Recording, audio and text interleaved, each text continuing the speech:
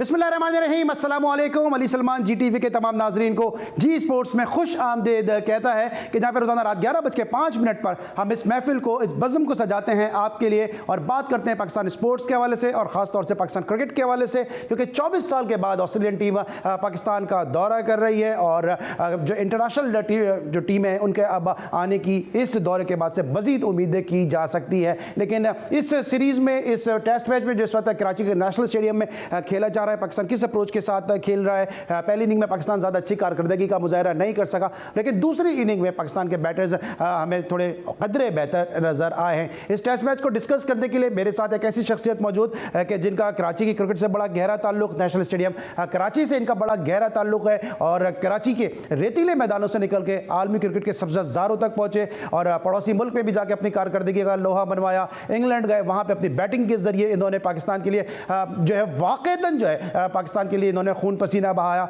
कि जब एक मुश्किल वक्त पे इनको नाइट वॉचमैन भेजा गया और उस ज़माने में ना इतने अच्छे पैड्स होते थे, ना ग्लव्स होते थे, ना हेलमेट्स होते थे, तो बॉब विलिस का बाउंसर इनके चेहरे पे भी लगा, लेकिन जो इनके पाए इस्तकामत थी उसमें कोई लर्जिश नहीं आई और ये पाकिस्तान के लिए खून होने के बावजूद भी क्रीज पे डटे रहे और पाकिस्तान के लिए मुश्किल सूरत हाल में जो है इन्होंने अपनी खिदमात अंजाम दी। और जब बॉलिंग की बात आती है तो इनके तस्करे के बगैर ना सिर्फ पाकिस्तान की बल्कि दुनिया में जहाँ जहाँ जो है लेफ्ट आर्म स्पिन बॉलिंग की बात होगी तो इनके तस्करे के बगैर वो किताब मुकम्मल नहीं होगी।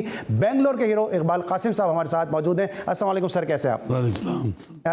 इकबाल कासिम साहब ने आज हमारे लिए वक्त निकाला, हम बहुत अपने आप को खुशकिस्मत समझते हैं क्योंकि ये वो जो हमारे नामवर हीरे हैं, नामवर सितारे हैं कि जिनको देख देख के कुछ लोगों ने क्रिकेट शुरू की और हम जैसे लोगों ने शायद क्रिकेट पे प्रोग्राम्स करना शुरू किए। असल हीरोज़ हमारे यही लोग हैं। आज इनसे बात करेंगे हम इस टेस्ट मैच के हवाले से और पाकिस्तान क्रिकेट किन हालात से गुजर रही है, इस टेस्ट मैच का क्या नतीजा होगा, इस दौरे के क्या जो है वो असरात सामने आएंगे। लेकिन सबसे पहले प्राइम का फॉर्मेट, आज की टॉप स्टोरीज।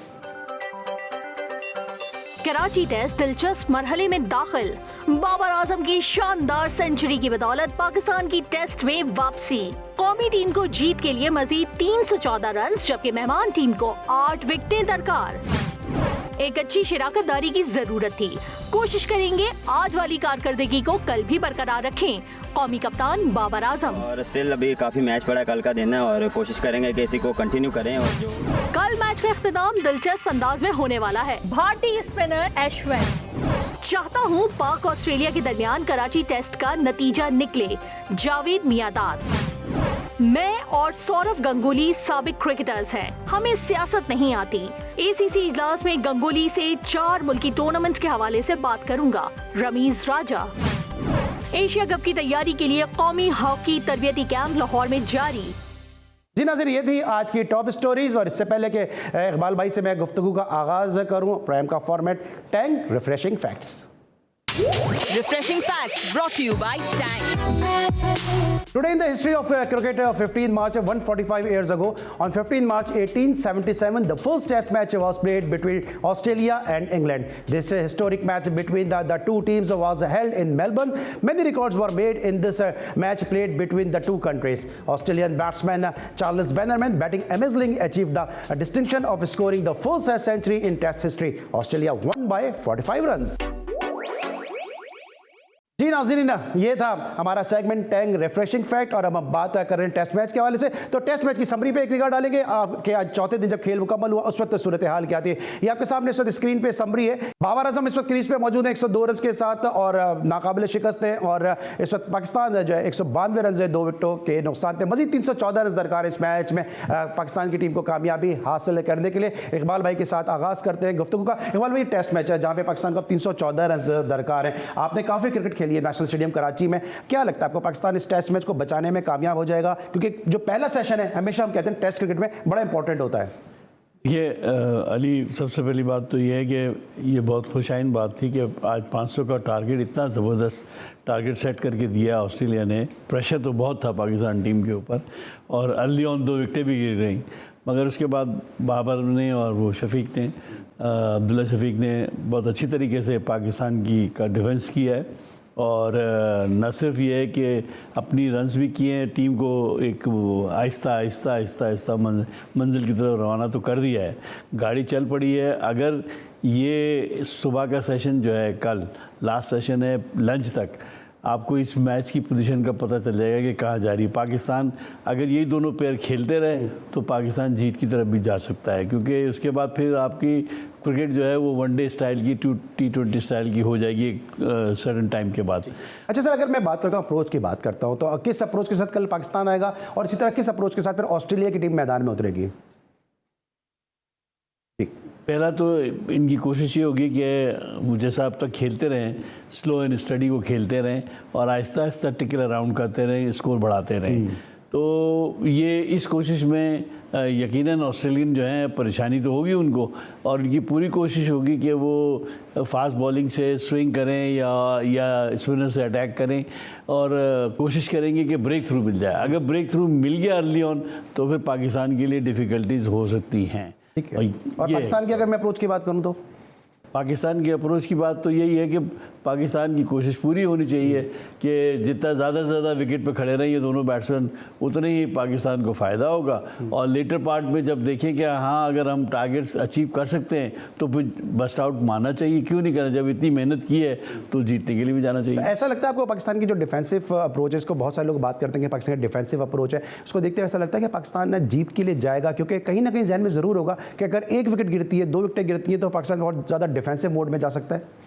देखिए, अगर विकेट गिर गई, जैसे मैंने कहा आपको अली, ये अगर ब्रेक थ्रू लेने में कामयाब हो गए ऑस्ट्रेलियन तो पाकिस्तान डिफ़िकल्टीज़ में जा सकता है, क्योंकि नए बैट्समैन को आके सेट होना बड़ा टाइम लगेगा।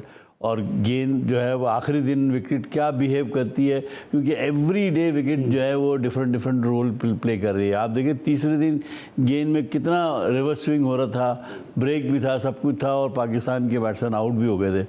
मगर आज पूरे दिन में आपको ऐसी कोई चीज़ नज़र नहीं आई जिससे हम कहें, सिवाय एक आध चांस निकला है। मगर उसके बाद अब कल का दिन है, बड़ा वाइटल है, मुमकिन है विकेट भी थोड़ा सा ड्राई अप होगी, ज़्यादा हो सकता है स्पिनर्स को या फास्ट बॉलर को, दोनों को मदद दे। स्पिनर्स के लिए टर्न होगा और फास्ट बॉलर के लिए गेंद का बाउंस ऊपर नीचे होने का, तो वो ज़रा डेंजरस हो सकता है। ज़रा डेंजरस हो सकता है। ये इकबाल कासिम साहब की राय है कि जिनका एक्सपीरियंस पे यकीनी तौर पर कोई दो राय नहीं, क्योंकि नेशनल स्टेडियम कराची में इन्होंने बहुत क्रिकेट खेली है और 5वें दिन हमेशा से टेस्ट मैच में क्रिकेट काफ़ी मुश्किल हो जाती है। इसमें लेंगे हम एक ब्रेक, हो जब ब्रेक के बाद वापस आएंगे तो मजीद पिच के हवाले से भी बात करेंगे और जितनी तनकीद की जा रही है पाकिस्तान में टेस्ट सीरीज़ के लिए विकेटों के हवाले से, उस पर भी बात करेंगे। मिलते एक छोटे से ब्रेक के बाद।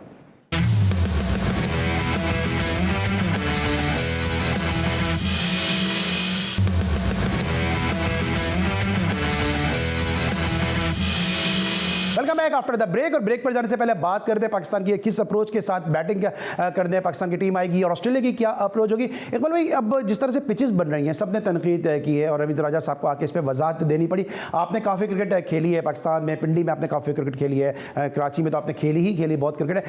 आपने कभी अपने दौर में देखा कि पिंडी की पिच का ऐसा बिहेवियर था या नेशनल स्टेडियम कराची की पिच का ऐसा बिहेवियर रहा हो? ये वैसे यकीनन क्रिटिसिज्म जो हो रहा है वो इस लिहाज से हो रहा है कि ऑस्ट्रेलिया की टीम जो है वो 24 साल बाद आई है।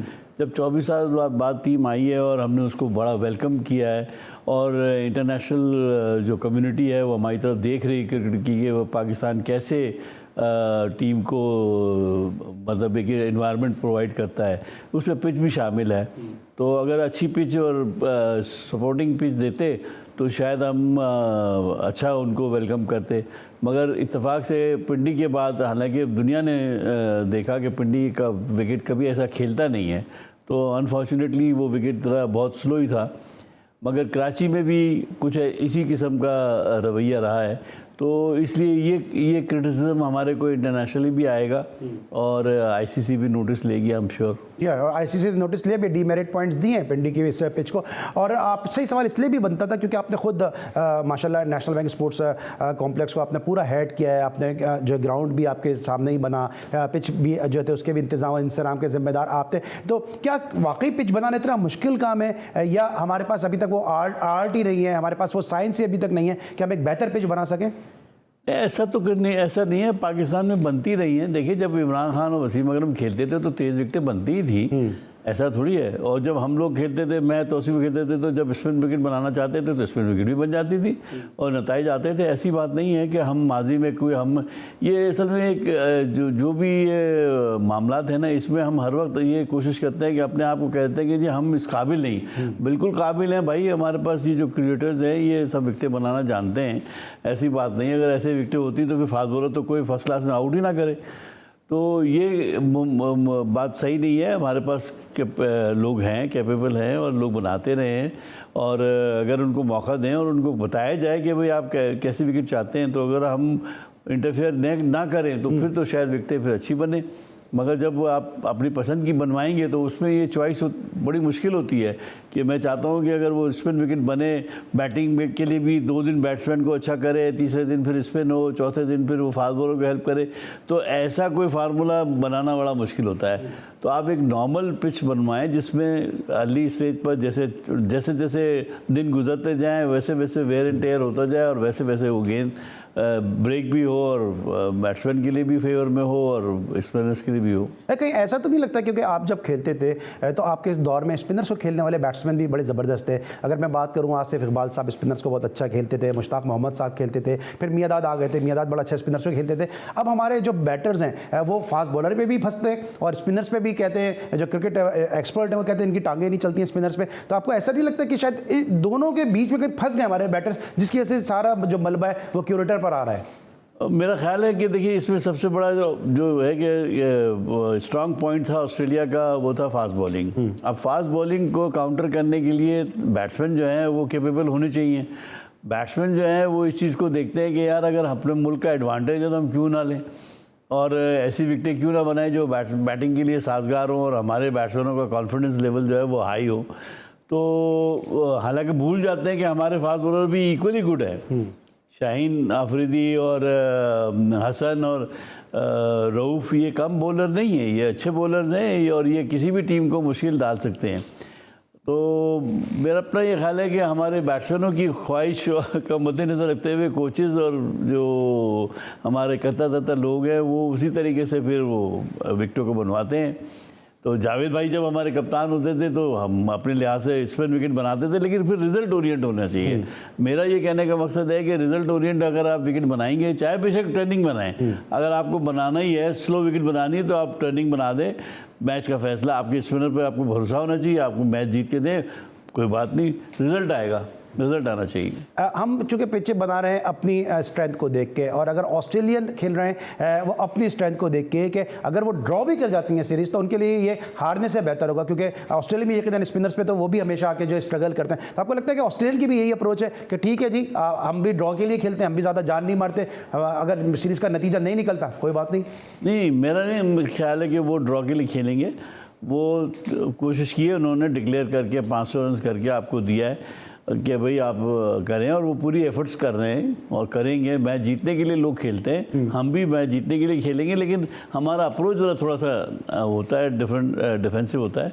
वो एग्रेसिव है, वो फास्ट बॉलिंग क्योंकि उनके पास। लेकिन सर पिंडी में जिस तरह तनकीद हुई पाकिस्तानी बैटर पे कि बहुत स्लो खेले, हमने उसका बिल्कुल ही सिमिलर हमने इसका मुजाहरा देखा नेशनल स्टेडियम कराची में कि ऑस्ट्रेलियन भी बहुत स्लो खेले। तो इतना स्लो जब ऑस्ट्रेलियन खेलें तो उससे ही तो कहीं ना कहीं तासुर जहन में आता है कि शायद ये भी ड्रॉ के लिए जा रहे हैं। नहीं, बात आपकी सही है। उनका देखिए ना, वो तो आए हैं खेलने के लिए, आप उनको जैसे विकेटें देंगे, जैसी इन्वायरमेंट देंगे, वो वैसे ही खेल के जाएंगे। और वो भी नहीं चाहेंगे कि आपको प्लेटर में रख के दे देंगे जी आप जीत जाए, चाहे आप स्पिन विकेट बना लें, चाहे आप तेज़ विकेट बनाएं। हर टीम आती है फाइट करने के लिए। तो इस लिहाज से मैं समझता हूँ कि ऑस्ट्रेलियन कभी भी ये सोच के नहीं आए कि वो बगैर जीते हुए या हारे हुए चले जाएं।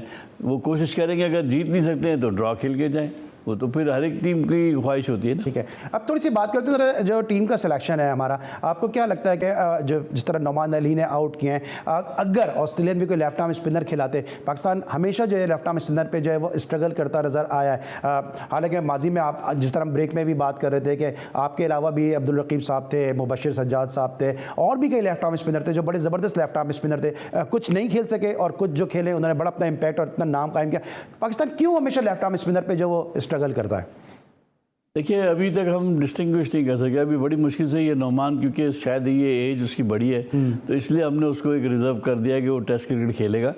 बाकी वरना जितने भी लेफ्ट आर्म स्पिनर आए हैं असगर लड़का आया था, वो बड़ा अच्छा स्पिनर था, मगर उसको हमने T20 और वनडे खिला के आपने उसको लेबल कर दिया कि वो वनडे का बॉलर है। फिर जाहिर है फिर वो टेस्ट के लिए फिर नाकारा हो जाता है ना बंदा, एक हैबिट बन जाती है आपको T20 की बॉलिंग करने की, फ्लैटर आप रन रोकने की। तो जब टेस्ट में जाते हैं, टेस्ट में तो आपको आउट करना है, टेस्ट में आपको टेक्निक इस्तेमाल करनी है, अपना ब्रेन इस्तेमाल करना है, फ्लाइट है उसमें आपको वेरिएशन के साथ गेंद करनी है, आपको लाइन एंड लेंथ की वेरिएशन करनी है, आपको बैट्समैन को रीड करना है, उसकी वीकनेसेस को देखना है। ये सब चीज़ें जो है ये टेस्ट मैच का खासा है और यही इसीलिए टेस्ट मैच कहलाता है। तो लेफ्ट आर्म स्पिनर जो या राइट आर्म ऑफ स्पिनर जो होता है उसको ये पहले दिमाग में रखना चाहिए कि मेरा रोल जो है वो इस सेकंड ये है, ये नहीं है कि मैं फटाफट आके 2 मिनट के अंदर या 1.5 मिनट में एक ओवर करके चला जाऊँ मेडिन या वो नहीं। मेरा काम ये है कि अगर पार्टनरशिप है तो उसको तोड़ना है, पार्टनरशिप को ब्रेक करना ही स्पिनर का काम होता है। अच्छा, काफ़ी लोग ये बात कर रहे हैं कि जाहिद महमूद को मौका नहीं मिला या यासिर शाह होते तो शायद मुश्किलात पैदा कर सकते थे। पिचेस को देखते हुए क्या इन पिचेस पे राइट आर्म लेग स्पिनर की जगह बनती थी, और अगर बनती थी तो क्या वो इफेक्टिव होते? अपना गेम प्लान होना चाहिए था। आपका गेम प्लान अगर स्पिन बॉलिंग के साथ जाने का है तो 3 स्पिनर के साथ आप जाते, जैसे हम माजी में जाते रहे, मैं तौसीफ कादर खेलते रहे और हमने जीत के उनको दिए, मैचेस जीत के दिए पाकिस्तान को। ऐसे ही आप अपने स्पिनर पर अगर भरोसा करते तो आपको राइट आर्म लेग स्पिनर ज़रूर खिलाना चाहिए था। और महमूद को चांस अगर आप अभी नहीं देंगे तो फिर कभी भी नहीं देंगे। और अगर मैं तो हैरान हूँ कि यासिर शाह की क्या वजह है कि वो क्यों नहीं टीम में शामिल हो रहा है, या अनफिट है या मुझे नहीं। पाकिस्तान कब तो खेल रहे हैं डोमेस्टिक वनडे, पाकिस्तान डोमेस्टिक खेल रहा है तो उसको वापस लाना चाहिए। वो 200 विकेट लेके बंदा बैठा हुआ है, उसको अगर हम साइडलाइन कर दे रहे, मुझे हकीकत बात है कि ये नहीं मालूम कि वो अनफिट तो नहीं है, तो इसलिए मैं थोड़ा रिजर्व हूँ कि अगर वो अनफिट है तो फिर तो कोई बात नहीं, अगर वो फिट है और खेल रहे हैं तो उनकी सर्विसेज इस्तेमाल करनी चाहिए और उनको खिलाना चाहिए। अगर आपको महमूद के ऊपर कॉन्फिडेंस नहीं है तो आप उसे खिलाएं, मगर टेस्ट मैच जीतने के लिए एक प्लान करें कि भाई आपने स्पिनर्स के साथ जाना है तो 3 स्पिनर्स के साथ आप जाएंगे तो ही मैच जीत सकते हैं। और बात कर रहे हैं हम स्पिनर्स के वाले से, थोड़ी सी बैटिंग के वाले से बात करते हैं कि जो बाबर आजम ने सेंचुरी स्कोर की है, PSL में उन पर काफ़ी तनकीद हुई, काफ़ी डीमोरलाइज भी हमें नज़र आए बाबर आजम। लेकिन आज की सेंचुरी के बाद बतौर international cricketer, test cricketer, Iqbal भाई क्या समझते हैं कि कितना प्रेशर ख़त्म हुआ बाबर आजम से, और फिर इस एक इनिंग से जो है उनका मोमेंटम किस हद तक मजीद बढ़ सकता है? देखिए, एक चीज़ का बिल्कुल मैं कहूँगा कि Babar Azam is a young guy, वो एक उभरता हुआ स्टार है, तो ऑब्वियसली बात है कैरिड अवे हो जाता है सम टाइम, मगर जहाँ जहाँ मौका लगा उसने अपनी क्लास शो की है। आज की जो बैटिंग है वो यकीनन एक मिसाली बैटिंग है कि इतने मुश्किल प्रेशर को झेलते हुए बीइंग ए कैप्टन एक आउटस्टैंडिंग इनिंग खेल के गया है। वो अभी खेल रहा है, बल्कि इनफैक्ट अभी इसकी इनिंग जारी है। तो मैं समझता हूँ कि बहुत ज़्यादा प्रेशर इससे ऊपर से अभी उतरा है, एंड आई होप कि अगर वो कल कंटिन्यू करता रहे तो इस बात के चांसेस हैं कि वो पाकिस्तान को एक रोड ऑफ द विक्ट्री की तरफ भी ले जा सकता है। अब डिपेंड करता है कि अब कैसे ऑस्ट्रेलियंस को रिस्पॉन्ड करते हैं, मगर अभी तक बाबर ने ये साबित कर दिया कि वो क्लासिकल बैट्समैन है और वो हीरो है और वो हीरो वर्शिप उसकी लोग करते रहेंगे। ठीक है। अच्छा इकबाल भाई, अब जिस तरह से बाबर आजम खेल रहे हैं और जिस तरह उनका साथ दे रहे हैं अब्दुल्ला शफीक का, क्या आपको लगता है कल जब जिस अप्रोच की हम सुबह प्रोग्राम की इब्तिदा में बात करते हैं, जब पाकिस्तान की टीम आएगी तो क्या अटैक बाबर पे करेंगे? क्योंकि ऑस्ट्रेलियंस को भी पता है कि बाबर को आउट करो, इधर से शिकाफ डालो तो फिर आप जो है वो दीवार पूरी गिरा सकते हो, या आपको लगता है कि यंगस्टर समझते हुए अब्दुल्ला शफीक को वो टारगेट करेंगे? ये अगर मैं इसको और मजीद सप्लीमेंट्री क्वेश्चन करूँ, आप अगर बॉलिंग कर रहे होते तो फिर आपकी क्या अप्रोच होती? मेरा ख्याल है अब्दुल्ला शफीक ने पहले पिंडी वाले मैच में भी और इधर भी ये साबित कर दिया कि वो ऐसा प्लेयर नहीं है कि जिसको आप आसानी से आउट कर सकें।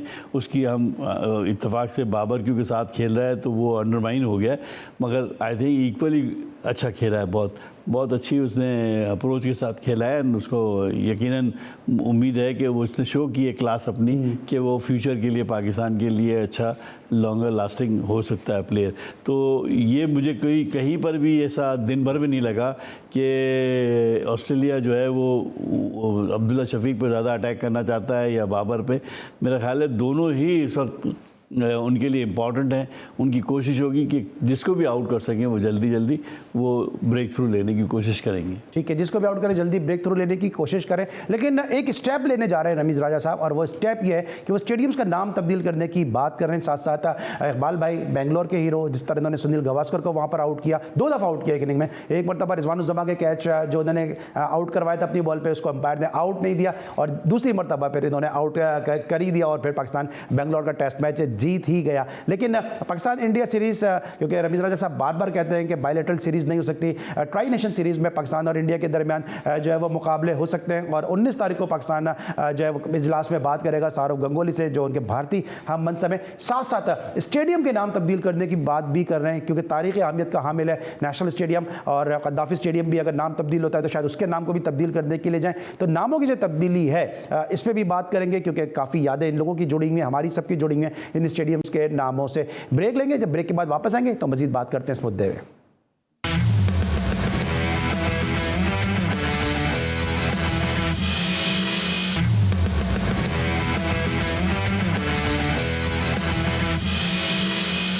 Welcome back after the break. और ब्रेक पर जाने से पहले हम बात करते हैं पाकिस्तान इंडिया सीरीज़ के हवाले से, स्टेडियम के नामों की तब्दीली के हवाले से। लेकिन पाकिस्तान की बैटिंग को भी हम साथ साथ डिस्कस कर रहे थे। अजहर अली के लिए इकबाल भाई कितनी इंपॉर्टेंट इस सीरीज़, गो कि उन्होंने सेंचुरी ज़रूर बनाई है गुज़िश्ता टेस्ट मैच में, लेकिन उसके बावजूद राशिद लतीफ़ साहब मेरे शो में थे, उन्होंने कहा कि बड़ी इंपॉर्टेंट है अजहर अली के लिए सीरीज़। और असद शफीक को हम देख चुके हैं कि उनको जो है वो रवानगी का परवाना मिल चुका है, अब वो पाकिस्तान की टीम का हिस्सा नहीं है, और अब अजहर अली के लिए बड़ी इंपॉर्टेंट हो गई है सीरीज़। मेरा ख्याल है अजहर अली एक एक्सपीरियंस प्लेयर है, और हफीज़ और सीनियर प्लेयरों के जाने के बाद मेरा ख्याल आखिरी ये रह गए हैं। तो जितना अगर इनका फॉर्म है और इनका एक्सपीरियंस इस्तेमाल किया जा सकता है तो ज़रूर करना चाहिए, और जो कि मेरे ख्याल में उन्होंने किया है। मगर मेरा अपना ये ख्याल है कि जो आने वाले बैट्समैन हैं, जो आजकल यंगस्टर्स आ रहे हैं, वो काफ़ी अच्छे हैं। Hope Aahista Aahista slowly and gradually खिलाड़ी ऊपर आते जाएंगे तो उनको फेड आउट होंगे तो उनकी जगह वो ले लेंगे। ठीक है, और अब इंडिया पाकिस्तान सीरीज़ कितनी इंपॉर्टेंट है, क्योंकि रमीज़ भाई का कहना है कि बायलैटरल सीरीज़ मुमकिन नहीं है और ट्राई नेशन सीरीज़ हो सकती है दोनों टीमों के दरमियान। आपको तो पता ही है कि रमीज़ जो है वो उसकी पूरी एफर्ट्स होती है कि वो इंडिया के साथ सीरीज़ करे या प्रो इंडियन स्टांस लेता है वो, तो ख़ास तौर पे क्रिकेट के मामलात में।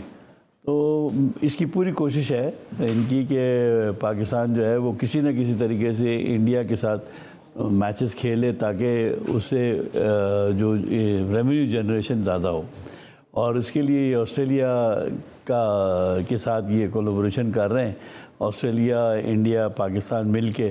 तो दोनों मुल्कों के अवाम भी चाहते हैं कि क्रिकेट अच्छी देखने को मिले, और न्यूट्रल वेन्यू के ऊपर ऑस्ट्रेलिया में अगर ये ट्राई नेशन के तौर पे सीरीज़ होती है, तो जैसे आईसीसी के कॉम्पिटिशन्स होते हैं और दूसरे कॉम्पिटिशन में पाकिस्तान खेलता है, इंडिया खेलता है, ऐसे ये भी सीरीज़ हो सकती है।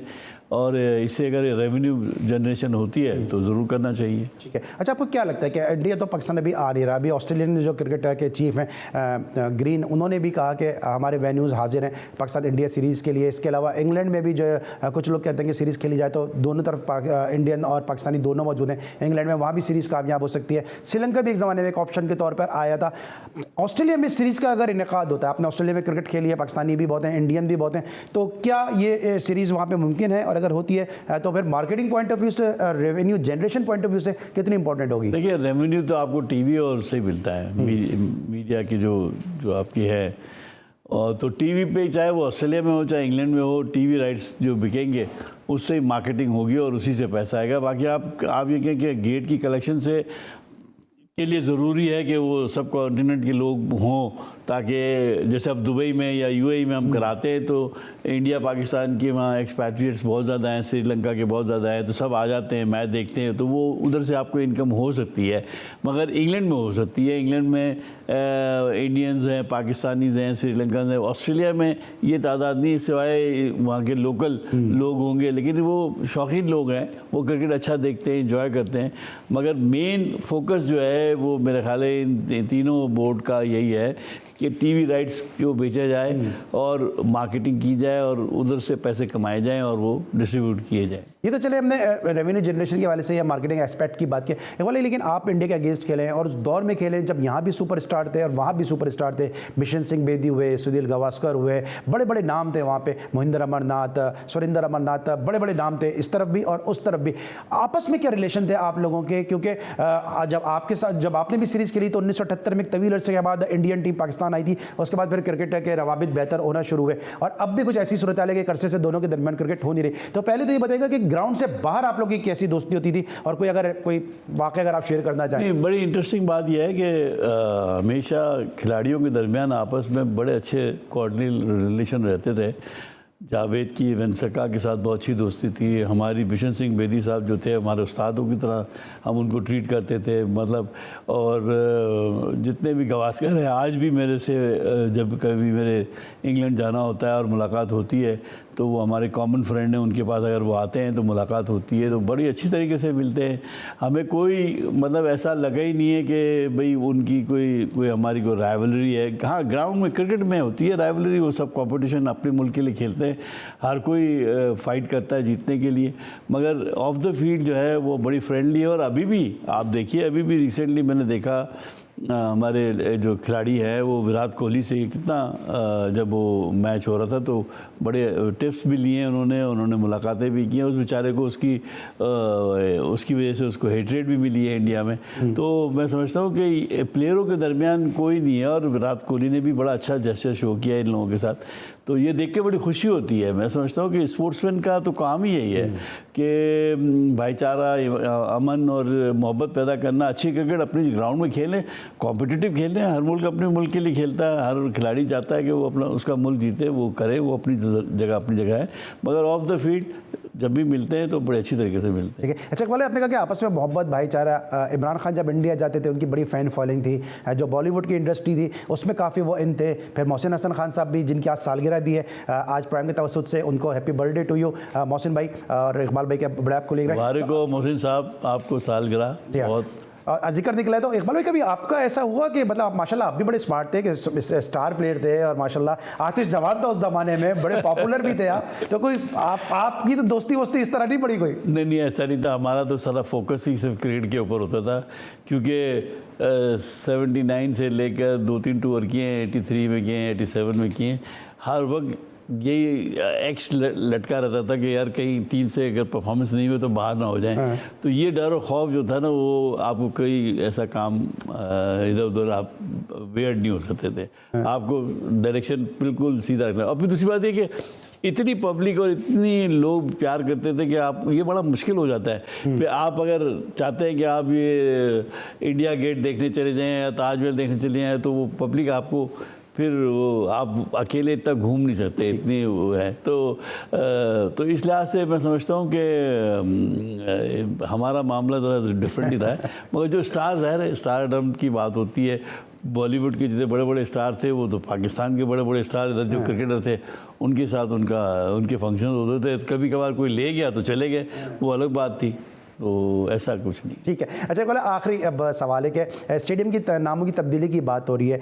बड़ी सुनहरी यादें हैं आपकी नेशनल स्टेडियम से, गद्दाफी से। अगर इनके नाम तब्दील होते हैं तो ये कैसे स्टेप आप देख रहे हैं कि अगर ये नाम तब्दील हो जाएं, और अगर होते हैं तो किस तरह देखते हैं आप इसको? देखिए, मेरा ख्याल है ये एक ट्रेडिशनल बात है। इसको ये सब काम करने से पहले बड़ा मोहतात होकर करना चाहिए। इसकी वजह यह है कि कहीं दुनिया में क्वींसलैंड का स्टेडियम जो है वो उसका नाम बदला नहीं है, मेलबर्न का क्रिकेट स्टेडियम जो है वो वैसे ही है, तो लॉर्ड्स अपनी जगह पे वैसे ही है। तो हमारे भी ये जो ग्राउंड है इनके नाम जो है, अब आप उसको एक नई रीत पैदा करने की कोशिश करें तो मेरा ख्याल है इसको नहीं छेड़ना चाहिए। ये एक ट्रेडिशनली हैं। बाकी सर ये इस मुल्क में तो सब कुछ हो सकता है। सैयां भाई कोतवाल, अगर साहब की मर्ज़ी होगी तो नाम भी चेंज हो जाएगा, कोई मसला नहीं है था बड़ा। मगर उसूली तौर पे मैं समझता हूँ कि इसको नहीं छेड़ना चाहिए, क्योंकि सब नेशनल स्टेडियम कराची के नाम से ये स्टेडियम जो है हर एक बच्चे की ज़बान पर है। अब अगर आप आप मार्केटिंग करना चाहते हैं, आप बोर्ड लगा दें बाहर बड़े बड़े, जिस कंपनी को स्पॉन्सर को देना चाहते हैं उनको दे दें, उनके इनक्लोजर बना दें, उनके ये कर दें, वो एक अलग है। लेकिन जो मेन नाम है वो तो बहरहाल जो एक ट्रेडमार्क बन गए उनको नहीं छेड़ना चाहिए। उसकी एक तारीख़ी अहमियत है, उसको नहीं छेड़ना चाहिए। जी हाँ, न सिर्फ तारीख़ी अहमियत है बल्कि जज्बाती वाबस्तगी भी होती है नामों के साथ, कद्दाफ़ी स्टेडियम के साथ, नेशनल स्टेडियम के साथ, या किसी भी जो है पाकिस्तान का जो सकाफ़ती वर्सा है या स्पोर्ट्स का कोई भी वर्सा है, हेरिटेज है, तो उससे यकीनी तौर पर एक जज्बाती वाबस्तगी भी होती है। आज के लिए बस इतना ही। जाने से पहले इकबाल भाई आपका बहुत बहुत शुक्रिया कि आपने वक्त निकाला जी स्पोर्ट्स के लिए। हमें उम्मीद है हमारी कोशिश काविश आपको पसंद आएगी। इंशाल्लाह आपसे कल एक दफ़ा फिर मुलाकात होगी। उस वक्त तक के लिए अली सलमान को पूरी प्रोडक्शन टीम के साथ इजाज़त दीजिए। अपना बहुत ख्याल रखिए। अल्लाह हाफ़िज़।